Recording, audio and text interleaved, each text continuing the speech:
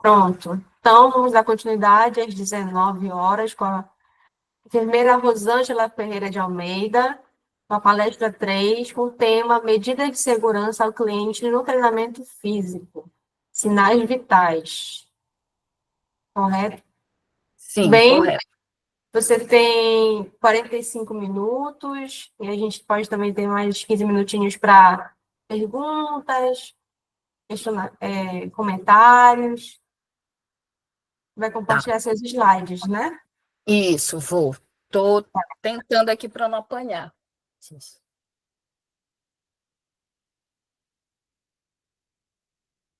Aproveitando aqui a...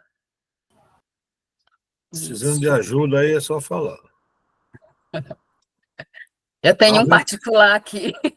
Ela tem uma ajuda particular. Estamos vendo bem. Já estamos vendo. Deixa eu ver. Tá? Então, vamos lá, né? Boa noite a todos. Obrigada pela oportunidade.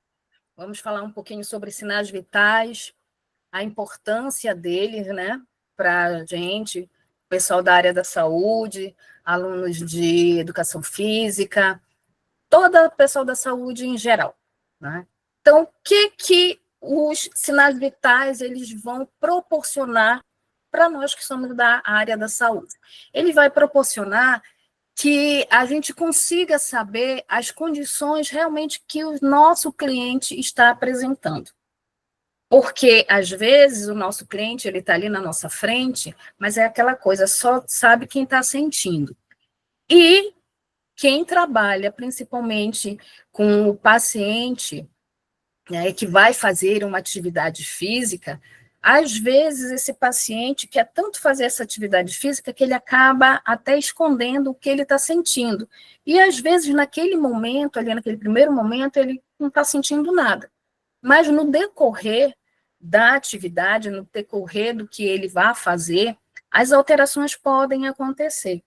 Então, por isso, os sinais vitais, ele é muito importante para nós podermos ter esse acompanhamento. Não é à toa que quando um paciente está internado, os sinais vitais, eles são aferidos de manhã, à tarde e à noite. E, às vezes, dependendo da situação do paciente, vai ser feita essa verificação 2 vezes de manhã, 2 à tarde, 2 à noite, dependendo da situação de cada um paciente, né? E os pacientes, como hoje em dia, infelizmente, nós estamos vendo nas reportagens e até mesmo nas redes sociais, que pessoas muito jovens que estão nas academias, estão fazendo maratona, acabam, infelizmente, tendo mal súbito e acabam evoluindo a óbito, né? Então, o que nós temos que fazer? Aferir sinais vitais, tá? Vamos garantir o funcionamento do equipamento e escolher bem esse equipamento, né? Conhecer a variação usual dos sinais vitais, porque cada sinal, um desses sinais vitais, eles têm uma numeração, eles têm como é que eu posso falar? Um parâmetro correto para cada um deles, né?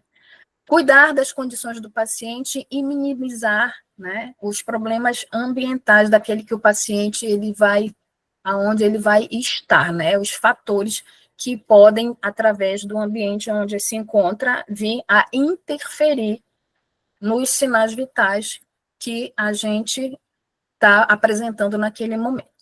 Então, quais são os sinais vitais? Os sinais aqui são 5, tá?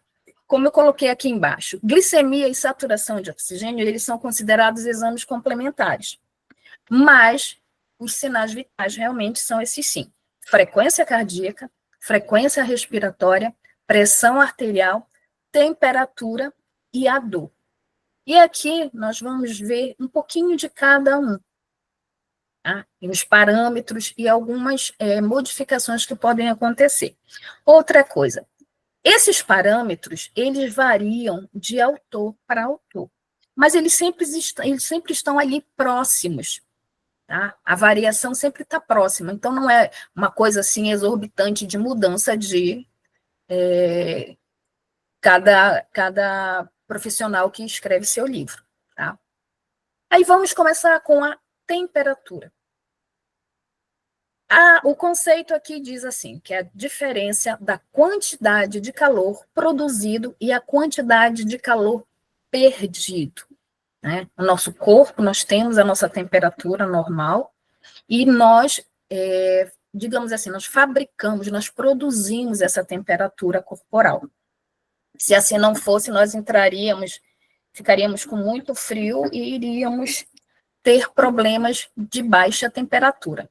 E o que vem a interferir na nossa temperatura? A idade, o exercício, o ciclo circadiano, tá? E o ambiente. A idade. Dependendo de cada idade, a temperatura ela vai variar. Se é um recém-nascido, se é um adolescente, se é um idoso, principalmente nos idosos, né? Olha só, a idade ela vai interferir, vamos dar o exemplo das mulheres quando elas entram na menopausa. As mulheres, elas entram na menopausa, o que acontece? Existe essa variação muito grande na temperatura da mulher.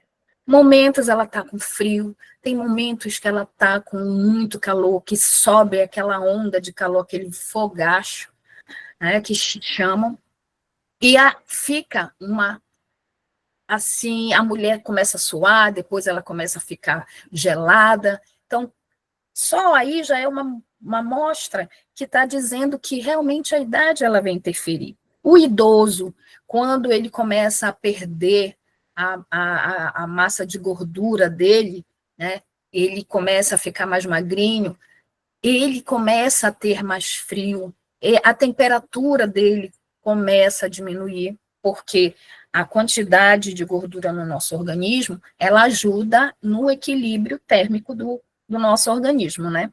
E o exercício, a gente vai fazendo exercício, o que a gente sente? A gente começa a ficar quente, a gente toca no rosto, tá totalmente quente, porque os músculos começam a ter um atrito entre eles e começa a aumentar a temperatura de dentro para fora. E aí esse calor, ele vai fazer o quê? Ele começa a extravasar através dos poros.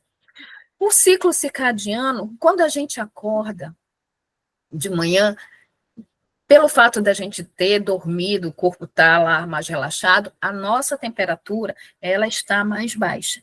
E de acordo com como vai passando o dia, ela vai aumentando, né? A pessoa começa a se movimentar, vai para o trabalho, vai para a academia, então a temperatura do corpo ela modifica. E o ambiente. A gente está trabalhando no ar-condicionado, a nossa temperatura está ali, a não ser que a pessoa esteja com febre, ela vai estar ali com uma temperatura boa, uma temperatura dentro da normalidade. Agora, se ela trabalha, né, do lado de fora, como um pedreiro, como uma pessoa que tem que ficar andando pelas ruas o tempo todo, a temperatura dele vai aumentar, porque o próprio ambiente vai, com todo aquele calor, carro, falta de vento, vai ajudar com que a temperatura aumente.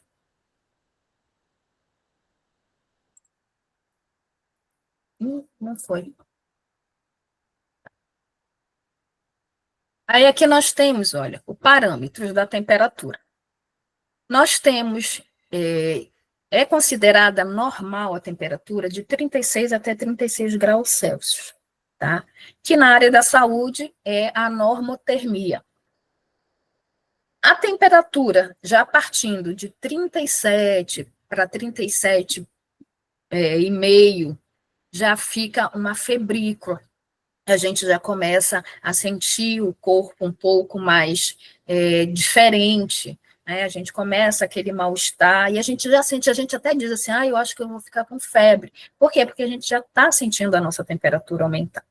E nós temos a febre em si, que é a pirexia, que é um aumento de 37,5 em diante já é considerado uma febre, que é a pirexia. Essa febre ela pode ser leve, moderada ou grave, né? A leve vai ser até 36. Não, desculpa, é a hipotermia, gente. Desculpa, por favor. A hipotermia, ela é o contrário da febre. A nossa temperatura, ela já está abaixo do normal. Se a normotermia é de 36 a 37, ficar de 34 graus Celsius até 36, já é uma hipotermia leve. A moderada já é de 34 a 30. E aquela que é considerada grave, ela já tem que ser menor que 30 graus Celsius. Então, nós temos a temperatura alta e nós temos a hipotermia.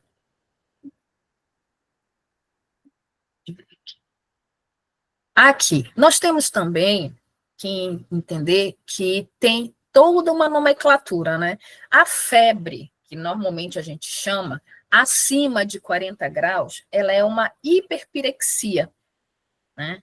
E até 39, 40 graus, ela é uma pirexia. De 38 a 38,9, ela é febre. Nós temos a febrícula, que é o estado febril, 37,5 a 37,9. Quando nós estamos fazendo exercício físico, ela pode, e mais o meio ambiente, a nossa temperatura, ela pode sim apresentar essa parte assim febrícula, mas não é que seja uma febrícula por um patógeno. Ela está apresentando, ou a pessoa está apresentando esta temperatura porque ela está numa atividade física. E as pessoas que trabalham com seus clientes nas academias ou que estão fazendo crossfit, né, esses clientes, eles podem apresentar essa variação de temperatura. E o profissional, ele vai ter que entender que se esse paciente, esse cliente, ele chegou lá para ele, e ele teve, esse profissional teve o cuidado antes da pessoa começar a fazer as suas atividades físicas, se ele teve o cuidado de verificar a temperatura desse cliente, se ele teve cuidado de verificar a respiração dele, a pressão arterial dele, ele vai poder acompanhar e vai poder entender que apesar dessa variação de 37,5, ele não está com ele está com seu corpo aquecido por atividade física e não por um agente patológico. Tá? E nós temos a pessoa que ela está febril ou normotérmico, a temperatura dela está dentro dos parâmetros considerados normal.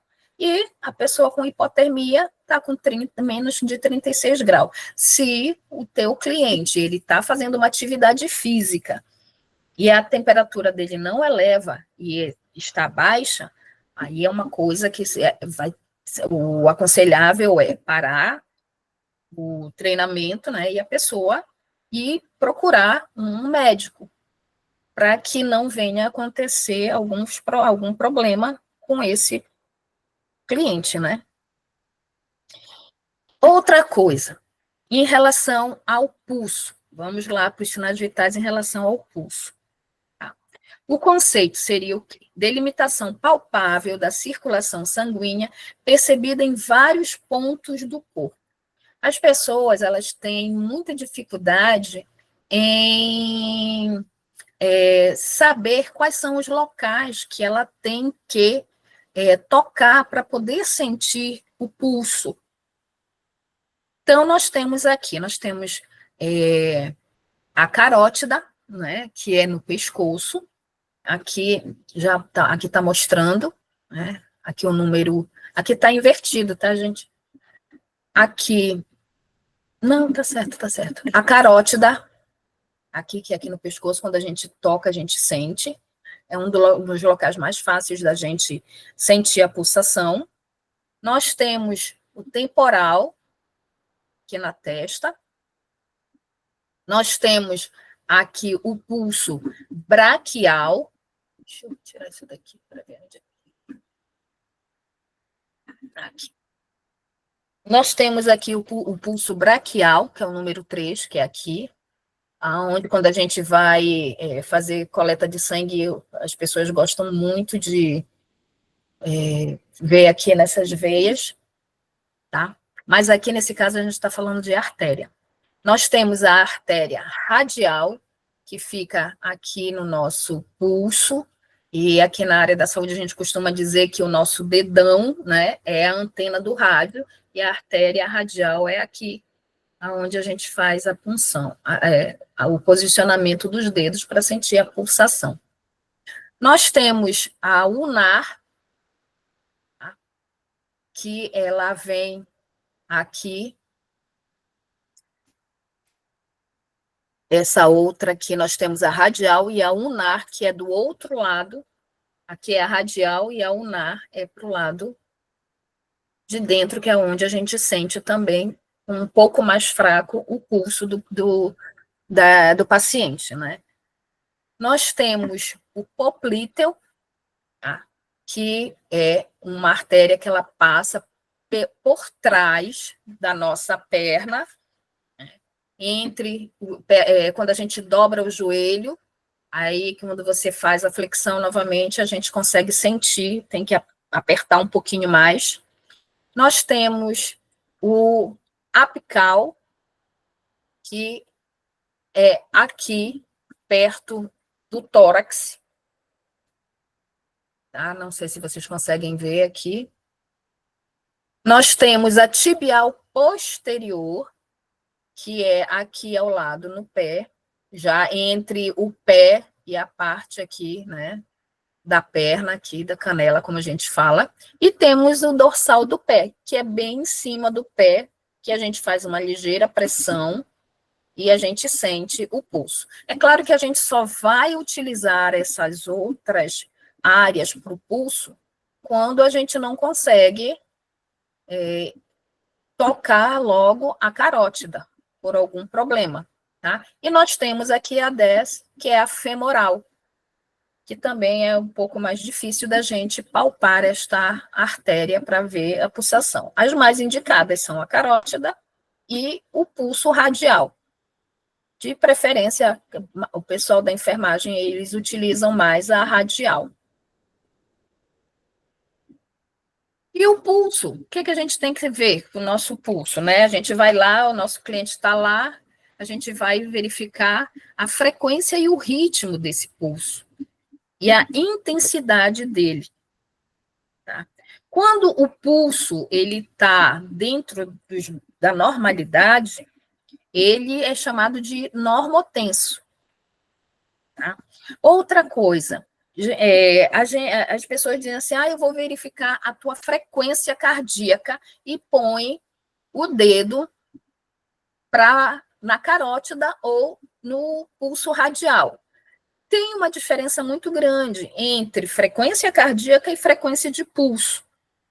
A frequência cardíaca, ela só é realmente registrada através do eletrocardiograma, né? Que ele vai verificar realmente os batimentos cardíacos, como o coração está realmente batendo, quantos batimentos esse coração está efetuando. Enquanto que o pulso, ele é o quê? Ele é como o sangue está passando dentro do vaso, como o sangue está pulsando dentro daquele vaso. Apesar do pulso, desse pulso ser muito, em pessoas que estão saudáveis, eles terem frequências parecidas, tá? Mas quem está doente, as frequências, elas são um pouco diferentes. Então, a frequência cardíaca, ela só é realmente verificada através de um eletrocardiograma. Enquanto que o pulso, a gente coloca, os dedos, a gente posiciona o dedo lá, e lá nós vamos contar esse pulso que é o sangue passando por dentro, tá, desse vaso ou dessa artéria. Tá? Tem essa diferença. E aqui mostra que existe a diferença para cada etapa da vida da pessoa. O bebê, o normal, é de 120 a 160 batimentos por minuto. E da criança, quando ela está começando a andar, é de 90 a 140. Quando ela já está numa fase pré-escolar, é de 80 a 110. Na idade escolar, já vai de 75 a 100, e nos adolescentes é de 60 a 90, diferente do adulto, que é de 60 a 100. E aí a gente começa a perceber que nas crianças, tanto o batimento cardíaco quanto esse pulso do que a gente verifica, né, desse sangue passando dentro dos vasos, ela é bem maior do que a de um adulto, né? E quando a criança está, quando qualquer um desses parâmetros aí, eles estiverem abaixo desses daqui, que são considerados normais, ele está numa bradicardia. E quando estiver todos acima, ele está com uma taquicardia. Tá? Isso daqui seria para frequência cardíaca. Esses parâmetros, ele também vai servir para a frequência de pulso.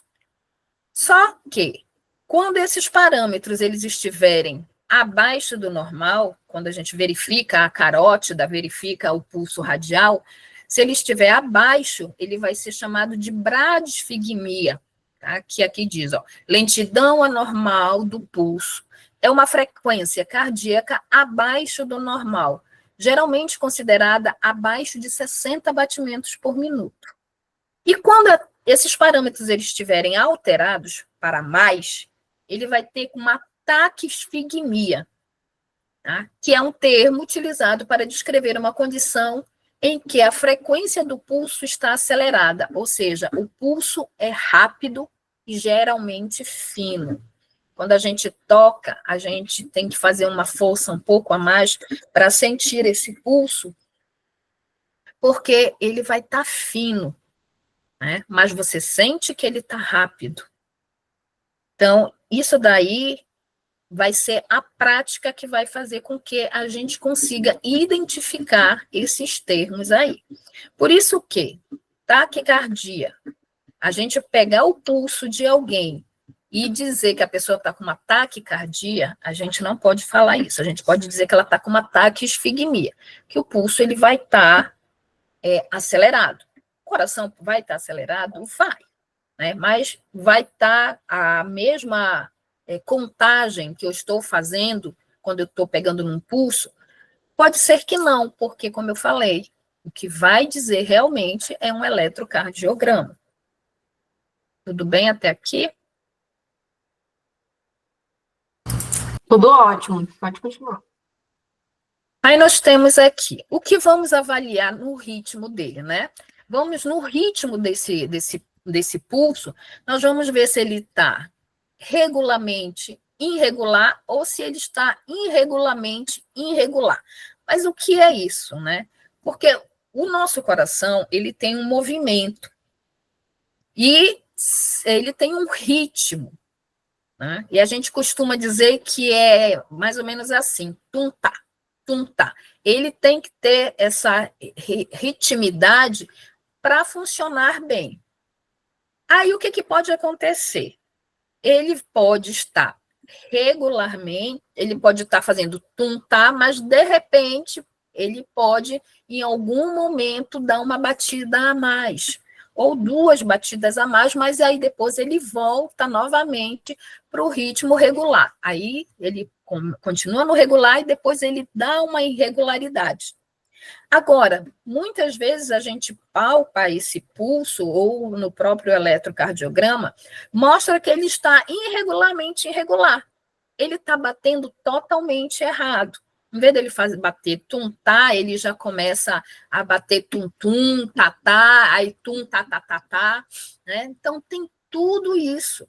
E quando um coração ele está em fibrilação, o nosso coração, ele treme, ele faz assim, né? Ele não bate assim.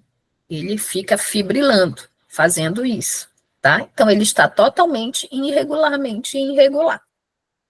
Tá? É um dos motivos.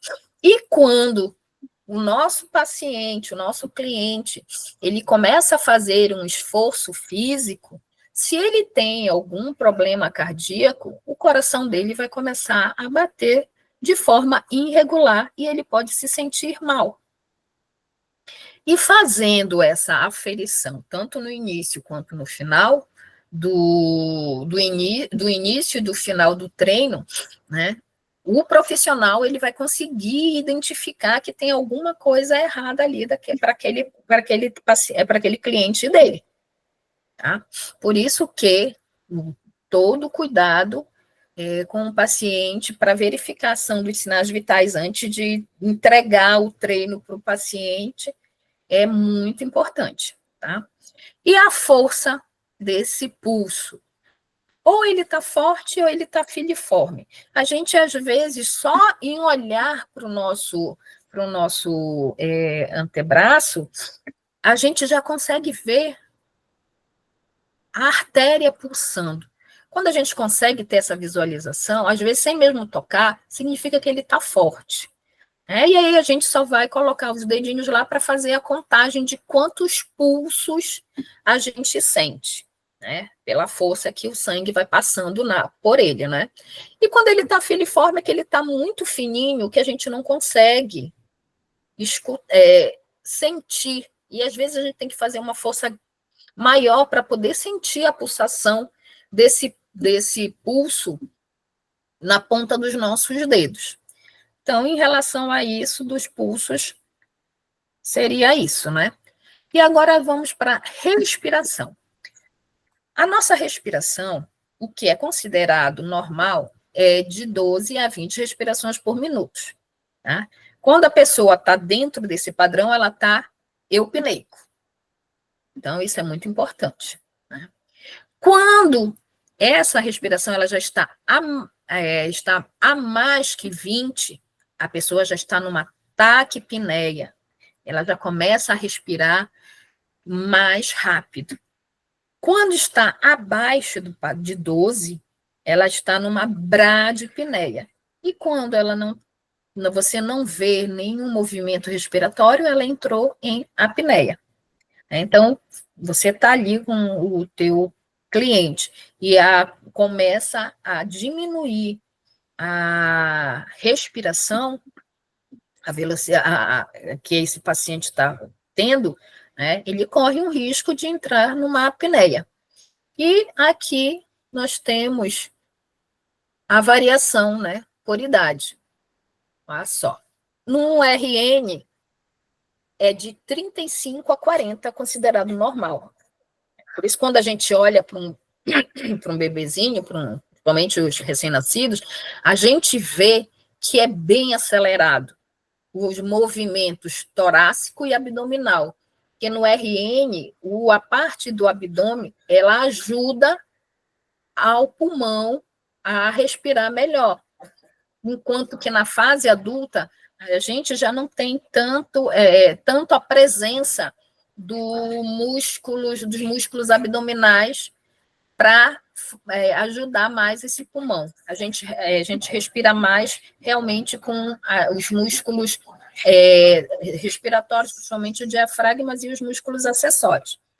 E os bebês de 6 meses, a respiração considerada normal é de 30 a 50, crianças de 2 anos de 25 a 32, a criança de 20 a 30, o adolescente de 16 a 20 e o adulto de 12 a 20. Tendo essas modificações, precisa-se procurar um médico para saber qual é o motivo dessa variação, dessa modificação, tá? E vamos para a pressão arterial. A pressão arterial, ela é a força exercida sobre a parede de uma artéria pelo sangue pulsante sobre a pressão do coração. O coração, ele vai fazer a contração dele para expulsar o sangue rico em oxigênio para o nosso corpo, e esse sangue que é expulso pelo coração é que vai mostrar em nós a pressão arterial. E nós temos a pressão sistólica e a pressão diastólica. São essas duas pressões que nós temos. A pressão sistólica, ela é a pressão quando o coração se contrai. E a pressão diastólica é o momento em que o coração ele relaxa. Para quê? Para ele encher de sangue, ele vai se encher de sangue, vai acontecer a pressão sistólica novamente, o coração vai apertar, vai enviar o sangue para o pulmão para ele ser oxigenado, depois o pulmão vai devolver para o coração o sangue oxigenado, né? E aí ele vai novamente ter uma pressão sistólica, ele vai ter uma pressão diastólica, vai encher de sangue oxigenado, e depois ele faz uma pressão sistólica para expulsar esse sangue oxigenado para o resto do corpo. E os padrões dele de classificação, tá? Assim, se a pressão arterial ela está dentro do parâmetro de 120 por 80 milímetros de mercúrio, quer dizer que ela está numa pressão ótima, né? E o correto é realmente falar 120 por 80. Assim como tem 122 por 85, 127 por 82. Né? Quando as pessoas normalmente têm o hábito de dizer, não, a minha pressão está 12 por 8. A pressão é 120 por 80 milímetros de mercúrio. Né? E tem as variações que muitas vezes, a pressão às vezes está, por exemplo, em 148 por 97 e já está chegando perto dos 150. E aí a pessoa só faz arredondar para 140, ela diminuiu a pressão arterial dessa pessoa e pode lá na frente vir a ter um problema se você ficar arredondando essa pressão, tá? Aí a pressão normal, ela é considerada de 120 até 129 milímetros de mercúrio por 80 e 84. Tá? Aí, quando a pessoa começa a entrar numa pré-hipertensão, ela já está saindo desses parâmetros considerados normais, que é a partir de 130 a 139 milímetros de mercúrio da sístole e 85 a 89 da diástole. E nós temos o estágio da hipertensão, que temos o estágio 1, o estágio 2 e o estágio 3, na qual varia para cada um. Né? Do estágio 1 é de 140 a 159, de 90 a 99. No estágio 2 é de 160 a 179, de 100 a 109. E já no estágio 3 é maior ou igual a 180 ou igual a 110. E aqui, nesse estágio 3, ela já vai ser considerada uma emergência médica, porque ela está muito alta. E ela entra nesse parâmetro de emergência. Em relação à dor, que seria o outro sinal vital... Rosângela, Oi. você pode comentar para baixo a hipótese? Porque aqui nós estamos vendo do normal para cima, né? Uhum. Não, aqui... Pessoas... Sim. A pressão arterial, ela tem que ser esse aqui, tá? Mas também tem uma coisa, Ricardo, existem diferenças de pressão arterial para pessoa, tá? Às vezes, o que a gente chama assim, o basal de uma pessoa é diferente. Tem a nomenclatura lá dos parâmetros normais. Mas tem pessoas, eu já peguei casos de pessoas que, quando eu verifiquei a pressão arterial, a pressão estava 110 por 70. Uma pessoa jovem. E aí eu olhei para ela e disse assim, a tua pressão, para os parâmetros normais, ela está baixa. Aí eu comecei a perguntar, indaguei para ela se ela estava se sentindo mal, o que ela estava sentindo. Aí ela disse, não estou sentindo nada, não, eu só me cansei porque eu estava andando na procissão. E ela estava andando na procissão do Círio, né? Mas a pressão dela estava nesse patamar. Aí eu olhei para ela e disse assim, mas então, alguém andar, a tendência seria aumentar, né? Exatamente. Aí eu perguntei para ela, mas aí a tua família, tu sabe se tem pressão baixa? Aí a mãe dela chegou e disse assim, a nossa família, todos nós da nossa família, a pressão é no máximo... Aí ela falou 11 por 7. Né? Aí eu digo, então já é de família isso. Mas de qualquer maneira é um alerta, que ela pode ter um problema qualquer. Sim, né? Então, assim, a referência sempre é abaixo de 120, por exemplo, já é um alerta, já acende um alerta no normal, né? Sim, com certeza sim. Tá, obrigado. E aí nós temos em relação à dor, né? A dor é aquela coisa, só sabe quem sente, né? E nós temos aí, se o nosso cliente já chega para fazer uma atividade, ou chega no consultório já com aquela afeição, né, sofrida, então a gente já sabe que ele está com dor. E aqui nós temos a escala de dor, né, que se utiliza, né? E normalmente aí a gente pergunta para o paciente: aonde você está com dor? Né? De uma escala de dor, você poderia me dizer, dar um número de dor que você está, essa dor, se ela é suportável, se não é uma dor fraca, né? Então aí já entra como dor leve. Né? Ah, não, olha, ela está começando a me incomodar, né? Aí já é uma dor moderada, e assim ela vai subindo até o paciente dizer assim: olha, eu não aguento mais de dor. Está ficando insuportável. Agora aí também tem variação. Todos os sinais vitais têm a variação, porque tem pessoas que conseguem suportar dores muito melhor do que outras. Tem pessoas que começam a sentir uma dorzinha e já acha que vai morrer, né? Mas existe toda essa escala de dor que eles utilizam, né? Aí se o meu paciente está referindo uma dor, né, se eu sou da área de educação física, eu não vou colocar nunca ele para fazer uma atividade física. Por quê? Se ele está com uma dor na perna, eu vou colocar ele para fazer agachamento, eu vou lesionar mais ainda. Pode ser o músculo, pode ser o tendão. É claro que tem que ter essa noção, né, que você não pode colocar um cliente com dor para fazer determinadas coisas, né? Aqui, nós temos aqui os sinais vitais para criança, né? Que aqui é só realmente para mostrar a diferença entre adulto e criança. Quando nós formos trabalhar, por isso que tem as especialidades, né? Você vai trabalhar com criança, ou você vai trabalhar com pessoas, com adolescentes, crianças e adolescentes, ou você vai trabalhar com adulto, que é muito mais fácil. E é uma quantidade bem diferente em relação à nossa, tá? Aqui temos os sinais vitais da frequência cardíaca, que modifica, olha, de 85 a 205 durante a vigília, e durante o sono já é de 80 a 160.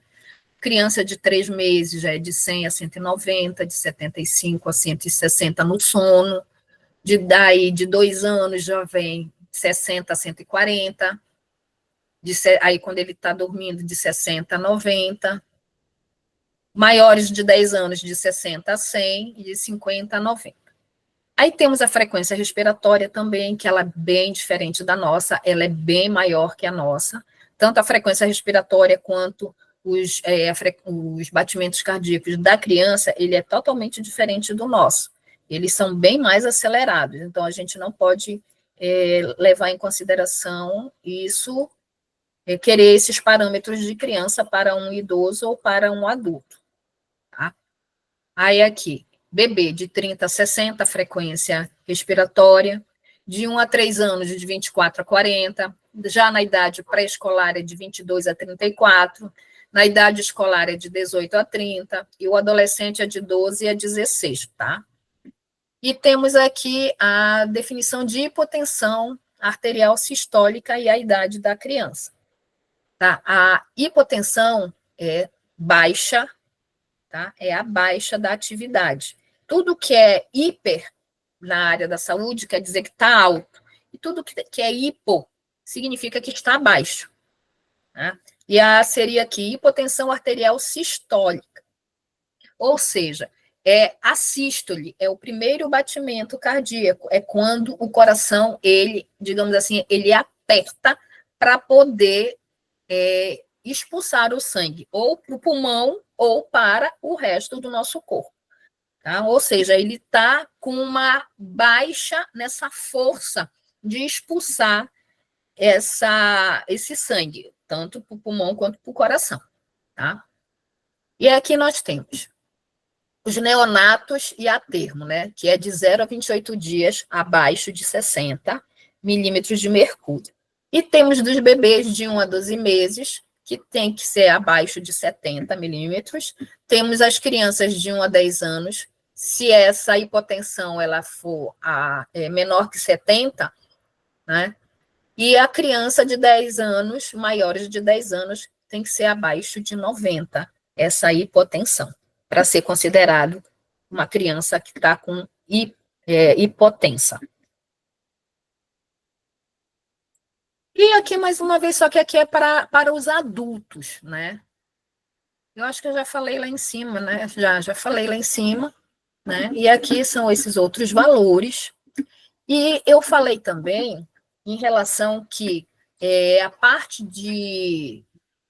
do oxímetro, né? Para a gente ver a frequência da... Oh, meu pai do céu. Me foge, gente, desculpa, eu tenho isso, de vez em quando, é tanta coisa que a gente fica pensando que às vezes me foge. Tá? A gente vai verificar através desse aparelhinho aí, desses aqui, né? A gente vai verificar a frequência respiratória através desse aparelhinho aqui, né? O oxímetro de dedo, que o pessoal diz assim, pega o oxímetro de pulso, mas a gente coloca no dedo, né? E esse aparelhinho aqui, assim como também no hospital, ele não precisa ser colocado somente no dedo, tá? Por exemplo, se o paciente chega e ele perdeu todos os dedos da mão, você pode colocar no lóbulo da orelha, ou você pode colocar no dedo do pé, esse aparelhinho aqui, que ele vai mostrar a frequência do respiratória, né, e o batimento cardíaco. Eles são muito interessantes porque eles mostram isso e a gente nunca consegue entender como é que ele consegue, né, nos dar esse resultado. Ele ele é chamado de fotofleximografia, tá?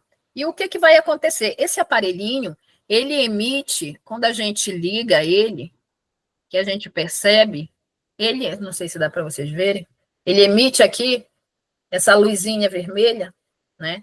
Essa luzinha vermelha são duas luzes que ele tem, são comprimentos de onda.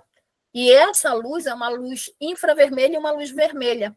E é através dessa luz que vai passar pelo nosso dedo ou pelo lóbulo da orelha, que ele vai captar dentro dos nossos capilares que nós temos nesses locais, ele vai captar a hemoglobina. E dentro dessa hemoglobina, nós temos simplesmente, elas carregam, na nossa hemoglobina, ele carrega duas substâncias, tá? Que é a oxihemoglobina e a dexahemoglobina. E essa luz infravermelha, ela vai fazer a leitura dessas duas substâncias que estão passando nos nossos capilares, e aí eles interpretam através de ondas elétricas, que de um lado nós temos a luz vermelha, de um lado, e do outro lado nós temos o sensor que vai fazer a leitura dessa luz vermelha que passa pelo nosso dedo. Porque, olha só, por exemplo, deixa eu só ligar aqui a minha lanterna. Deixa eu ver se consegue entender, né? Ó, eu vou ligar aqui a lanterna, e aí a gente coloca o dedo, deixa eu ver, e ele fica vermelho, e a luz passa por entre eles, né? A luz vermelha, que está aqui embaixo, ela passa pelo nosso dedo, que vem aqui para frente, e a outra parte do aparelho faz a leitura dessa luz vermelha que passou por esse dedo, né? Através de ondas elétricas, é um fotodetector, tá? E aí ele começa a calcular o pulso dessas hemoglobinas que foram passando e ele dá esse resultado para a gente. Aí é a mesma coisa que ele vai fazer em relação a reconhecer em relação a ele reconhecer os batimentos cardíacos, é porque esse sangue ele passa pulsando, e ele é tão sensível, esse aparelho, que ele consegue também calcular esses pulsos que passam por entre ele, para ele dar esse valor. Por isso que é muito importante, seria muito bom se todos os profissionais pudessem ter um aparelho desse. Até um profissional que trabalha com pessoas, um terapeuta ocupacional, por exemplo, né? Às vezes, as pessoas que estão com alguma patologia em relação à demência, quando o profissional de TO chega para fazer o trabalho, eles ficam ansiosos, que modifica a pulsação, modifica a respiração, né? E aí, se o terapeuta não perceber isso, não conseguir entender essa situação, a pessoa pode entrar numa crise de ansiedade muito grande, e aí todo o trabalho que ele iria ter naquele momento acaba sendo prejudicado. A mesma coisa quem é o profissional de educação física, né? Ele vai, através desse aparelhinho, verificar como é que está a função respiratória ali naquele momento e como é que está a pulsação desse cliente dele, tanto no início quanto no meio e no final. Porque, assim, se você vê que está aumentando muito durante a atividade física, é claro que você tem que parar, né? Para que esse paciente não venha ser prejudicado. E os valores considerados normais, né, de saturação, ele vai ficar variando de 92 a 90. Né? Não, desculpa, ele vai de 90, assim, ele tem que ser melhor acima de 96 e a partir de 90, a partir de 95, 96 ele é considerado muito bom, né? Aí é difícil você colocar um aparelhinho desse e dar 100%, é muito difícil, tá? Porque tem muitas variações. Agora, a saturação abaixo de 92 depende da condição de cada paciente, tá? Porque não pode realmente ficar saturando muito baixo, porque se começar a saturar baixo, o paciente ele começa a ter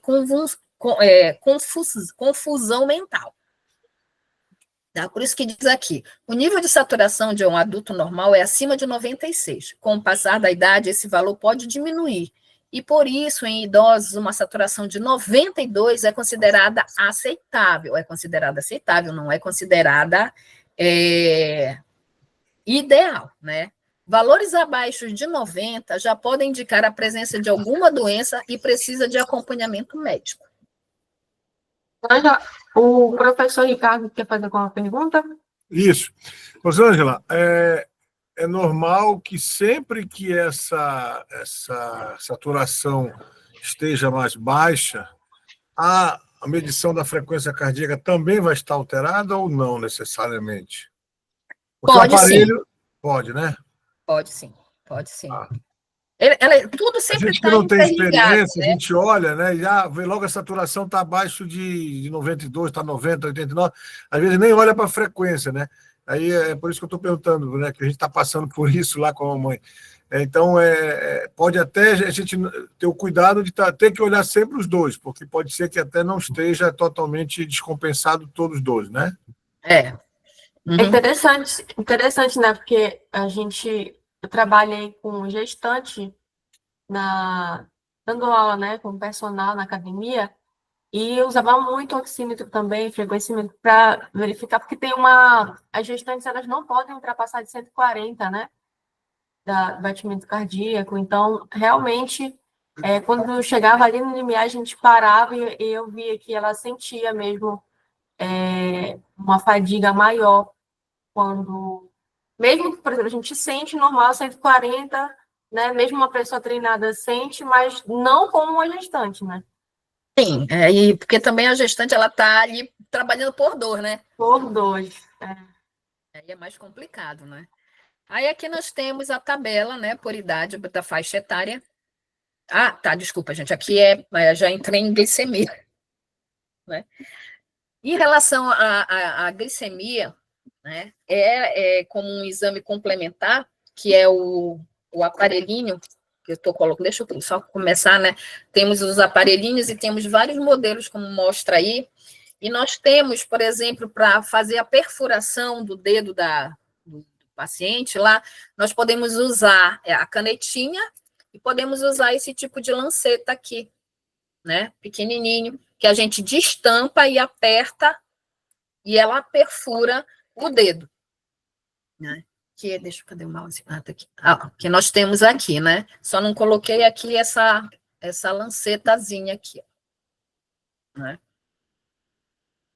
E o aparelho de glicemia, né, ele vai servir para quê? Para ver, como o pessoal diz assim, para ver o açúcar no sangue. Ele vai ver realmente, esse aparelhinho aqui, ele é chamado de glicosímetro. Tá? Ele é o glicosímetro, mas aí, normalmente as pessoas dizem, pega lá o aparelho de glicemia. Né? Então, o glicosímetro, ele vai mostrar qual é a quantidade, né, de glicose que está correndo na nossa corrente sanguínea. E para as crianças, a faixa etária aqui das crianças, o considerado normal é de 70 a 100 miligramas por decilitro. Quando depois que a gente se alimenta, tem que ser menor que 140 miligramas. Nos adultos, é de 70 a 99. Mais uma vez, a gente percebe que as coisas em relação às crianças, elas sempre são mais alteradas do que para os adultos, né? Também, a glicemia após a alimentação tem que ser em torno de menor que 140. Nos idosos, olha, nos idosos já é de 70 a 110 miligramas, que tem que ser maior que 140.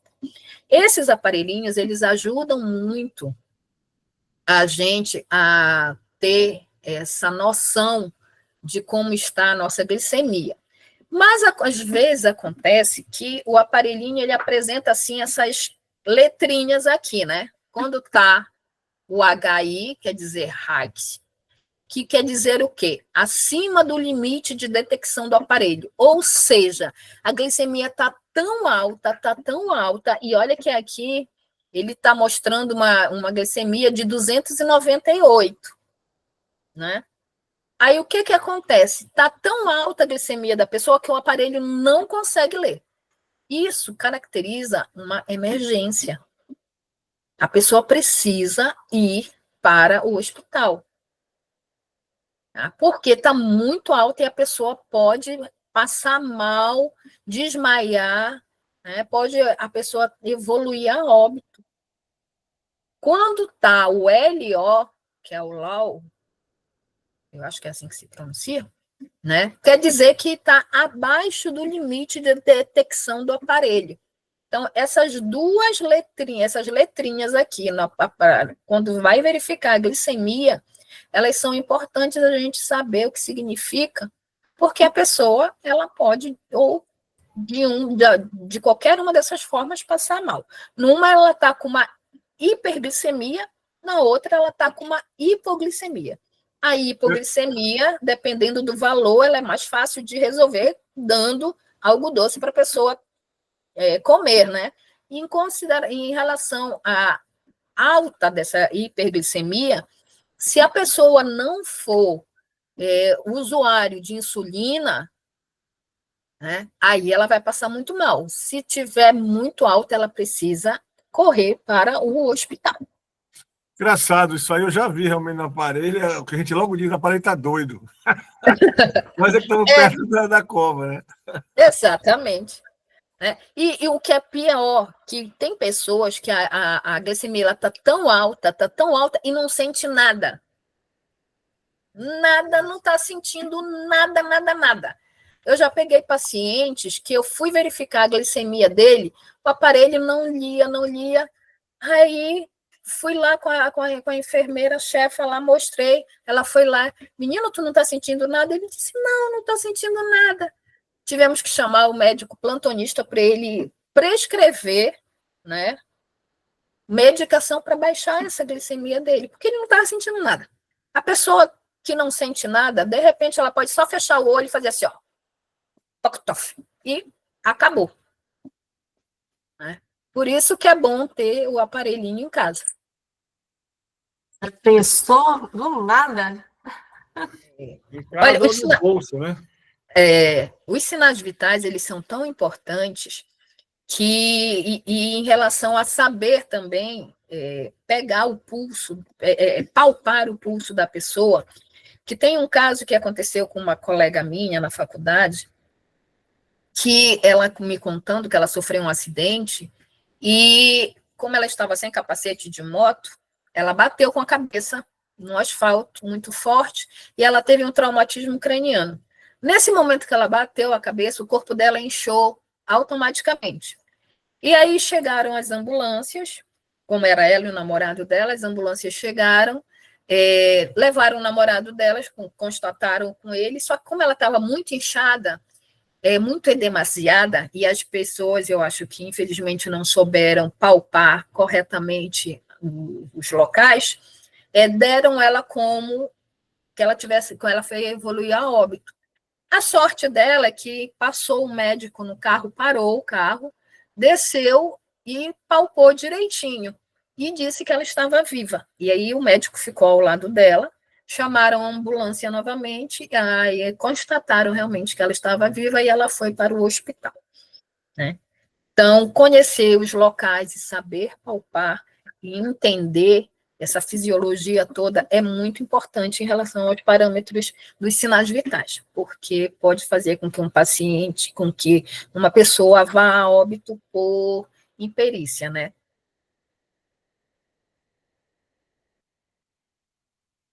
E foi isso, né?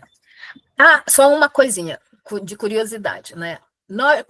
Assim como o aparelhinho de oxímetro, como é que ele consegue ler? É a mesma coisa em relação ao aparelhinho de glicemia, né?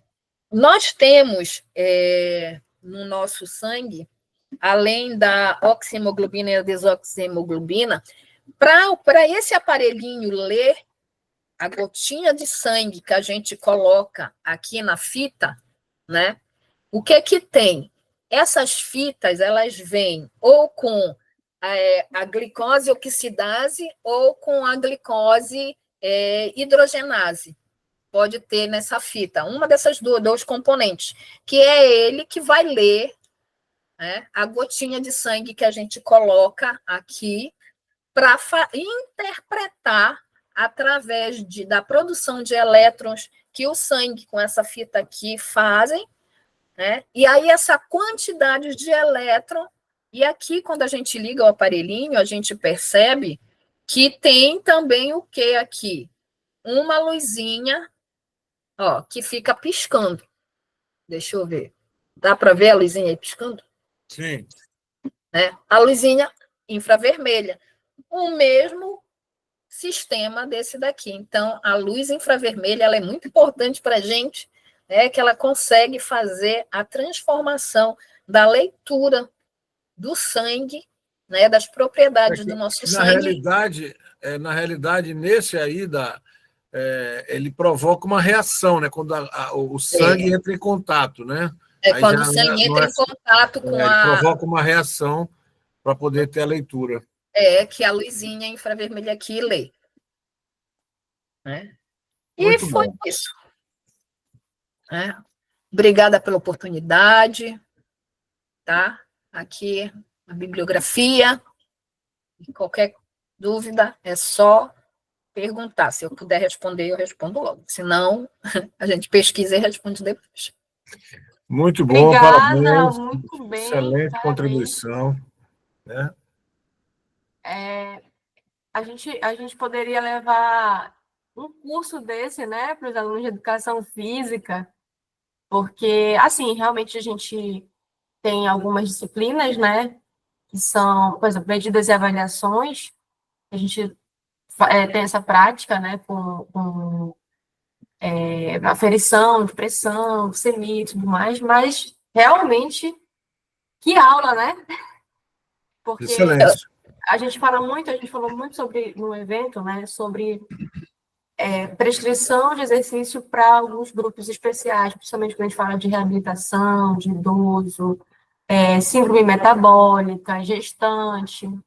Então, ter essa noção básica de estar passando mal, o que é para fazer, a hora de parar, é realmente importante, né? Eu tive acesso a gestante, principalmente, né? A síndrome metabólica, poucos, mas eu me aprofundei um pouco mais na gestante, né? Então, realmente, a gente ficava todo o tempo monitorando para não ter esse aumento da frequência cardíaca, não ultrapassar de 140 batimentos cardíacos por minuto. Então, realmente, bora fazer um curso aí, um mini-curso, para agregar esse pessoal, tanto da fisioterapia, educação física, terapeuta ocupacional, né? Vamos É, pensar nisso. tem alguma pergunta aqui? Eu Alguém quer... queria ressaltar da contribuição excelente. Vamos trabalhar em cima de uma sequência de palestras, de cursos, de seminários, né? E por tudo que foi exposto, vale lembrar que é uma ferramenta que o profissional de educação física deve ter, né?